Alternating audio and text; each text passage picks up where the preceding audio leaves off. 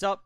On number 26, I'm ready to give you my ROH Best in the World 2011 preview. The show is taking this place on iPPV this Sunday from the Manhattan Center, or the Hammerstein Ballroom to be more specific, in New York City. Their fourth internet pay-per-view this year, along with 9th anniversary and the two Undertake Center stage shows.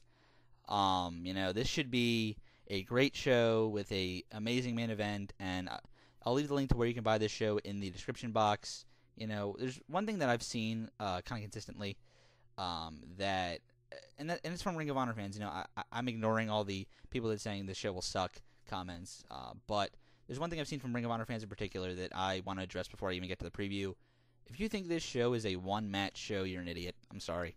Simply put, you have the biggest, you have one of the most anticipated matches in Ring of Honor history in Richard versus Edwards, and I get that, and honestly, it does overshadow everything else on this card for obvious reasons. But you still have a World TV title match, which should be, it's been done on recent live events. However, they're going to deliver. I feel they will deliver more here. I'll get to that in a minute. But that's a match to look forward to. You have the Steve Corino storyline, which has been done very well. That's a match to look forward to. The return of Jay Lethal, the already debut of Rhino. And I'm not even talking about the tag team title match yet, which is, in my opinion, is the biggest tag team title match in Ring of Honor history. I mean, the only thing I can think is up there. You got the Ladder War, but that was because it was the Ladder War, not necessarily because it was Briscoe, Steen, and Generico. Maybe because it was the feud ender. I mean, you can make an argument that it's that. You can also make an argument it's Austin Aries and Roderick Strong versus the Briscoe brothers from Unified. However, on that card as well, it plays the same role this match plays. So, but for obvious reasons, I think this. Well, the obvious reasons being that, first off, you have 4 teams in this match, and the best 4 teams in the company right now, in the Kings of Wrestling, Charlie Austin, Shelton Benjamin, the All Night Express, and the Briscoes. But you will see. Just that's just one thing I really wanted to address, because I felt if you really do think this is a one-match show, I'm gonna let Ring of Honor kind of do the talking a little bit, because they have delivered greatly and just always have, exceeded my expectations a little bit. And that goes for every Ring of Honor live show I've pretty much ever been to, except for Eye of the Storm 2, which was back the night before Final Battle 2009. But, since then, which I've been to, I think, 6 Ring of Honor shows since then, everyone has been exceeded my expectations. So I expect this one to actually be no different. And the match I want to talk about first is the DVD exclusive dark match, a Dream Tag Team match. I will be in attendance, and I will be there, so I will see this match. And by the way, follow me on Twitter. I'll be talking the entire day when I'm going up to New York. I actually don't know whether I'm going up Saturday yet, or to see the WSU show as well, or I'm just going to make it a Sunday thing. I'm not sure yet, honestly. For the people in attendance, you will see the tag team of Generation Me, formerly known as the Young Bucks, take on Adam Cole and Kyle O'Reilly. Such a great match I'm expecting here. I mean, from these two, you know what you can expect. Adam Cole and Kyle O'Reilly kind of play the role the Young Bucks did in ROH in 2009. The Young Bucks jobbed to a lot of teams in 2009 while just making their legacy, and by the end of the year, they were maybe the most over tag team in Ring of Honor, or maybe just one of the best. Maybe you can expect that from Adam Cole and Kyle O'Reilly. I mean, I think the Ring of Honor tag team division is stronger today than it was back then, but you still have some of those same attributes. And I think that, just Generation Me just really doesn't lose any, steam. The whole being in TNA thing coming back on the indies, because they compete for PWG so much. So I expect this just to be balls to the wall, great match. I expect a lot out of it. With I kind of do see Adam Cole and Kyle O'Reilly winning, because they are the Ring of Honor tag team. So, but I still expect a great match nonetheless. Then on the actual card, we're gonna have Colt Cabana versus Tommaso Ciampa. This match was kind of set up with the Embassy kind of feuding a little bit with Cabana and Generico. Their main feud has been with the House of Truth, but they have been teasing a little bit of this Embassy stuff. So that's why you put Cabana and Ciampa, and they were also the last 2 without matches on the show. So you put those together. I'm expecting a decent match here. Ciampa is coming along very well. I am impressed by him. He does have a good move set, and I'd like to see how he does against a guy like Cabana. Cabana is just still one of the better technicians in Ring of Honor, so, especially when he does the European style. I'd like to see how Ciampa does against that. So I expect a decent match with probably Ciampa going over with some embassy-type screw job, I'm not sure, which probably would lead into the no-hold-barred street fight between Homicide and Rhino. Rhino, I feel, has never, well, especially because it's in New York City and just the last ECW pay-per-view and random stuff like that. In this situation, I feel that Homicide might have his best match in Ring of Honor since returning, or at least the singles match. I feel he can do very well here, and someone that he was familiar with in TNA with Rhino, and I just think that this could be a very, very good match. It could deliver very well. It could be a dud just as easily. However, I have a little bit of an expectation for it because I am a big fan of Rhino. I'm a big fan of the good Homicide, so I expect to see that here. So I'm excited to see this match. Maybe with Rhino going over, because I've heard some rumblings about Homicide possibly not going to be with Ring of Honor once television starts. So maybe this is the way of getting him out of Ring of Honor. So maybe, who knows? But it should be a good match. I'm looking forward to it. Then we're going to get the Prodigy Mike Bennett taking on the returning Jay Lethal. I'm very interested to see what Jay Lethal has now. It's his first big appearance since leaving TNA.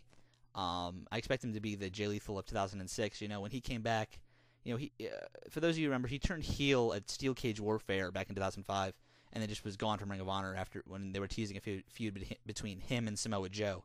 And then he came back for Death Before Dishonor 4, and then was just gone again from Ring of Honor. And during Death Before Dishonor 4, he looked better than he ever had in Ring of Honor. So maybe I'm expecting to see that same Jay Lethal here 5 years later.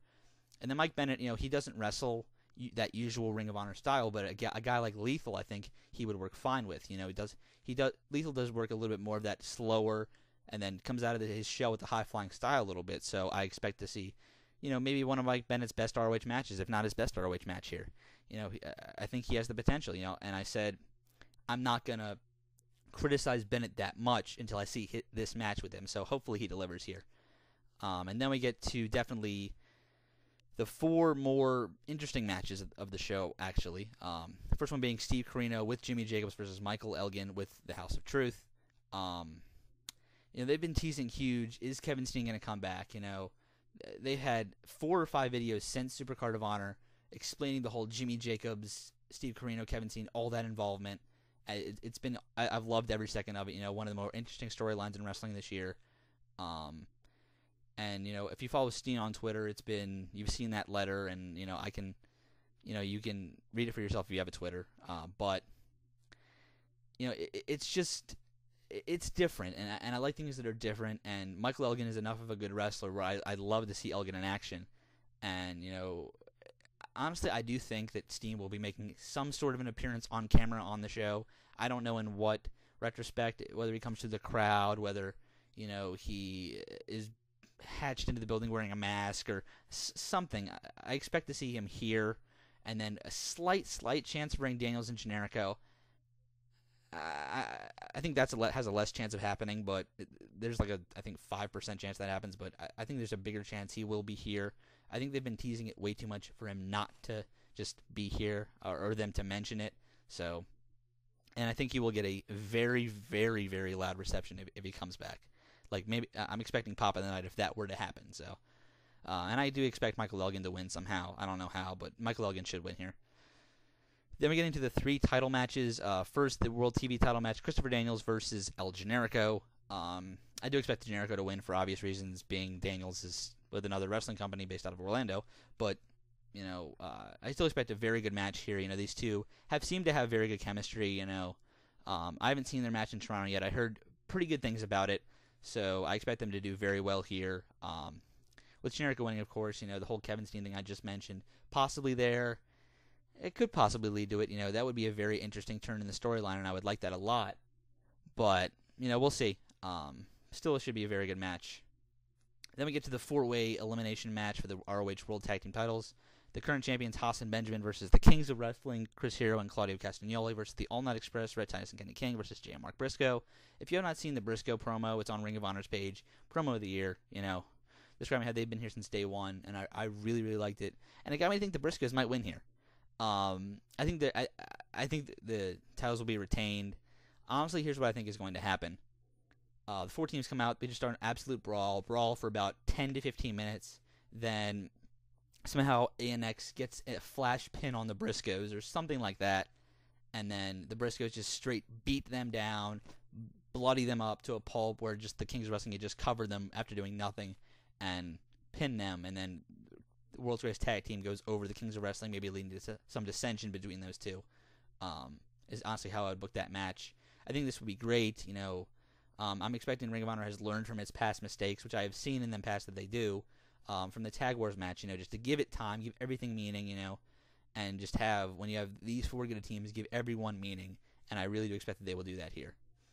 And then we get the match that I called since Manhattan Mayhem 4 that will happen here, the match that they've been teasing since Honor takes center stage, this is one of the most, if not the most anticipated match in Ring of Honor history. I'm not going to call it the most important, even though I think it might be the second most important because of I would still call that Danielson-McGuinness from Unified because that's unifying the 2 singles titles. But in terms of long-term effect on the company, this might be the most important match in Ring of Honor history. Eddie Edwards defends the Ring of Honor World title versus Davey Richards. You know what you're going to get from these two. I've heard people say they are expecting a 5-star match. I wouldn't go that far because I want them to exceed my expectations. I am expecting an amazing match. I am expecting this match to go long, maybe 35 minutes or so. And I do see Davey Richards winning the world title here. I just don't see a way where it can't be Davey after everything that's been said in the promos between the two. I don't want the belt off of Edwards so quickly. However, Davey, there's really no other choice in my opinion here from what I can see. Davey needs to win the belt here, And I've heard people say that Davey isn't the right guy to hold the belt. And I don't want to hotshot it off of Davey, so I get that reasoning, and Eddie shouldn't be that guy either. I've heard that from multiple people, but honestly, who is it? Honestly, unless you have dissension between the Kings of Wrestling and one of those two has it, there is no better representative in Ring of Honor right now than Davey Richards, even though they really don't have that perfect representative. The only way it would happen is if you hotshot the belt off of Davey, and that shouldn't happen. So, this show looks great. I will be there. If you see me in the crowd, do not hesitate to come up to me. I don't have an ego. Should have a great time. I might be at the WSU show on Saturday. I'm not exactly sure yet. But follow me on Twitter. Buy this show. Both of those links are in the description box. And thanks for watching. I will see you guys later. Buy this show. Bye.